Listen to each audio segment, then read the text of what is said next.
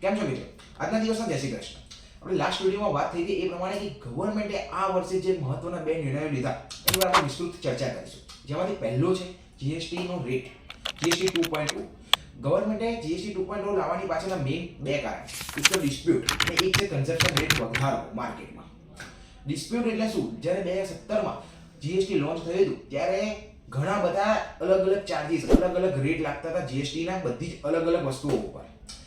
જે પછી વ્હીકલ્સમાં હોય કે પછી ફૂડની આઇટમ્સ હોય, માર્કેટની આઇટમ્સ હોય, કાપડની આઇટમ્સ હોય કે બધી જ આઇટમ્સ ઉપર એ અલગ અલગ રેટ લાગતા હતા. એટલે કન્ફ્યુઝન ખૂબ જ વધારે થતું હતું. એટલે ગવર્મેન્ટે પહેલા તો ડિસ્પ્યુટને હટાવવા માટે માત્ર 3 સ્લેબ મૂકી દીધા. પહેલું કારણ આ. બીજું કારણ એ છે કે કન્ઝમ્પશન.